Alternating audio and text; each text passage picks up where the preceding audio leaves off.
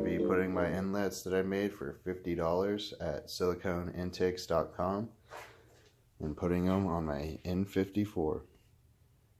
First, I just removed the cones that were already on there. Then you'll be disconnecting this hose from the charge pipe, and then these two T30 screws down here. They'll be located right here, holding on this tube, and then you're gonna have to get up underneath the car to get to that clamp. Now it's time to jack up the car. Now you gotta remove the 3 million screws that BMW decided to put on all this plastic.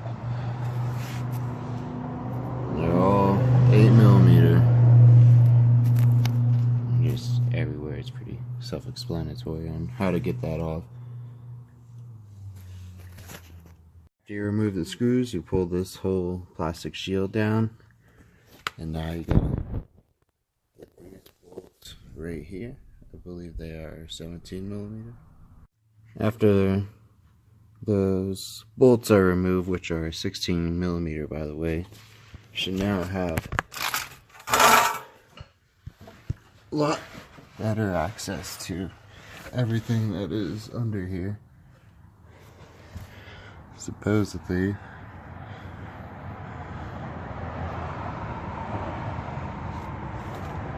through all of that. So I'm going to go ahead and squeeze this and unclip the brake booster vacuum line. And same from here, just to get out of the way and not have any issues with that braking or anything. So we pulled the diverter hoses off. All you do is twist this collar and pull up. Now we're going to remove the charge pipe by pulling up on this clip. Just removed it. Use a T30 right here, and then just unscrew the clamp and pull out. Then you're going to unclamp this PVC pipe right here. Now we're going to remove the subframe bolts. There are 6 of them, 18mm. One right there, right there, and right there. Same place on both sides.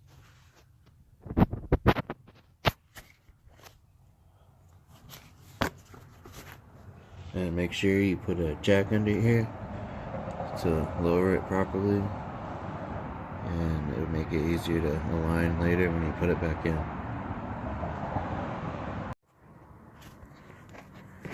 Now you remove the front mount intercooler piping, just so it doesn't pull when you lower it. You got some oil buildup.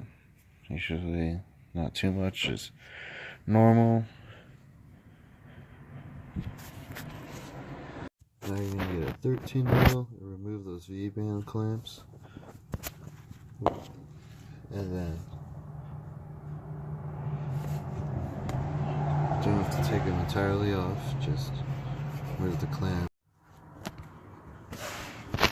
So we're gonna get a screwdriver, remove this line right here, and catch all the coolant and drain out the radiator. It's an aluminum canister. With the T25, you are gonna go ahead and remove this bolt from this canister. Now we're gonna remove these two 10mm screws, taking out the coolant reservoir, and the 3 10mm screws that are used hold these vacuum canisters as well. And we're gonna take these out. There's a little nipple that sticks in there, and you're just gonna pull it up, take it out, and clip the bottom hose. Can be clipped just like this. You pull it out and should be able to pull it up and move it over here. So a T25 screw right here, and then unplug the radiator fan,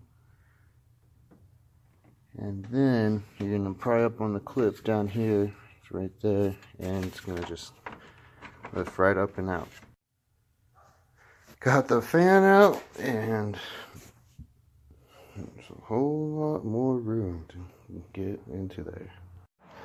And we're going to move the two T30 bolts on this outer rear inlet, and there should be another T30 right down below.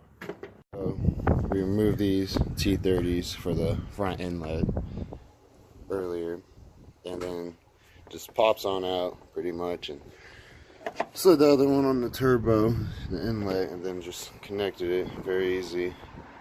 That was probably the easiest thing so far that I had done. So at this point, we're gonna try and squeeze this down as best we can to get down here and right onto the turbo. And it's best to loosen your downpipes, and then you can see right there is where it's widened out, so you can fit your hand up in there and tighten up that clamp and slip on the coupler to the flange perfectly. So I got the pipe in, all looking good. Just checking fitment and everything. Now I'm going to relocate everything over here completely. So I have not done that, and just deleted the vacuum canisters that were on here, running it straight to the boost solenoids from the vacuum lines right here. So all should be good. We're going to remove the power steering. So we're going to unbolt this, and we're going to move it over here, and the tank is going to go right here. Just going to take those two bolts out, and then the three holding this plate, which includes that one. Made my own bracket for the coolant reservoir. I'm going to straighten it out a little bit more. I'm going to pull it off, and then I'm going to make brackets to hold this in place, and about a 2-inch to hold two bolts to there, and you bolt it up to there. I ended up just cutting this short and putting it straight into there. I took all that plastic stuff off, and I have the coolant line for the main one. I have a fitting down there, and I got to connect a 3-foot hose all the way across to here and have the other spline fitting connect to it. And I am going to take the coolant reservoir plug, cut it from about right here, and then rewire it to run right under this little bar, and it'll plug right in. Then I'm pretty much done. So got that cut shorter. Now it sits down enough that it won't touch the hood. I wired this and cut it with electrical tape and ran this wire all along here, so it clips for it at every point, and it goes straight to the coolant reservoir.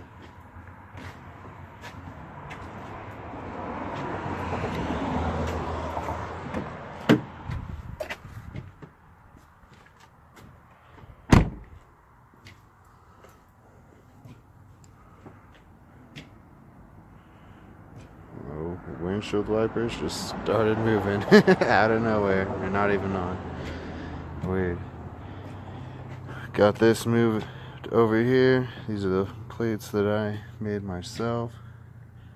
Here's a plate I made for the power steering. Everything's completely relocated. Got rid of the vacuum canisters. Bleeding the coolant system right now. And that'll be another video. But I am officially done with this relocation. That's the hose that I got running to the coolant reservoir right between the charge pipe. Kind of weird, but it works and it's not squeezed up against anything. So keep you guys updated and see how this goes. Everything's back together and it's running. Coolant system filled back up, relocated, and everything is good to go. That's how you do the inlet swap.